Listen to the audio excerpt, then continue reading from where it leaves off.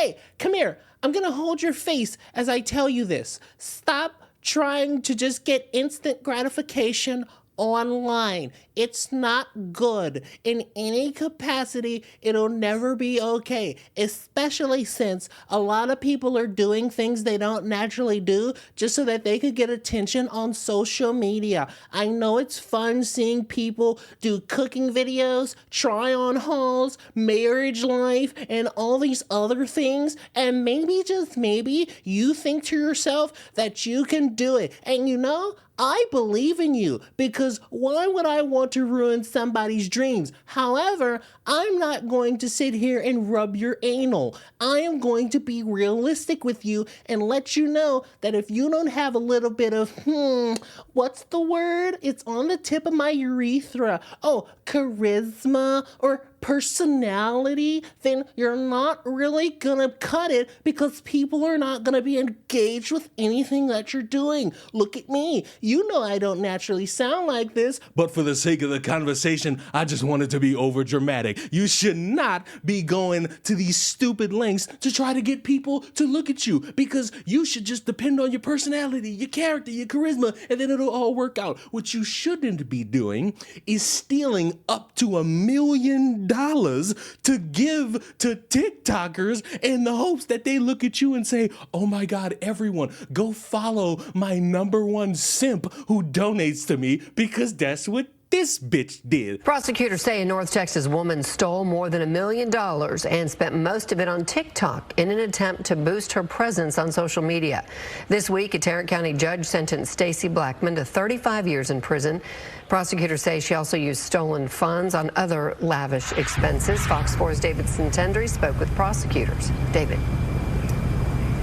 Well, the Tarrant County District Attorney's Office says Stacey Blackman spent about $1 million of stolen money on TikTok coins and then gave those TikTok coins to influencers in hopes of growing a following of her own. She spent her money on TikTok. $1.2 million. That's how much money Stacey Blackman pled guilty to stealing from a former employer while giving most of that money to influencers on the social media app TikTok. A trusted individual. She was deceptive upon deceptive upon deceptive. Blackman worked as an office manager for a high-end home building company in Southlake. In 2019, she began using a bank account of a senior partner who unexpectedly passed away, according to the Tarrant County District Attorney's Office. Did he have any family members who were wondering where this money might have been, or did they just not know there was any money? So the money was stuck in probate. Stacey Blackman actually befriended the heir of this senior partner and was helping her figure out where all he had accounts and all of this. And so she was literally walking through this with the person she was victimizing. Blackman used a company credit card to send nearly $900,000 through PayPal to TikTok. And she was using that bank account that had his life savings in it to pay that credit card. So why TikTok? Well, prosecutors say Blackman was using the money to tip social media influencers on live streams in hopes of building her own following. Blackman also purchased a suite for Dallas Mavericks games, lavish trips, and more.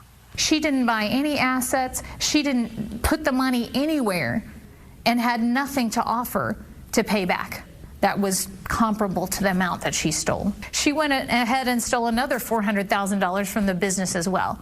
Blackman's employer ultimately caught on to the theft, which led the company down a rabbit hole, realizing theft had been going on for several years. Blackman was indicted in 2022. She is extremely intelligent. She only ever graduated from high school, but that is no measure of how intelligent you are or how good you are at figuring out how to hide money. And she is very good at that. Blackman is sentenced to 35 years in prison. Court documents reveal that she plans to appeal that sentencing. However, her attorney could not be reached for comment tonight.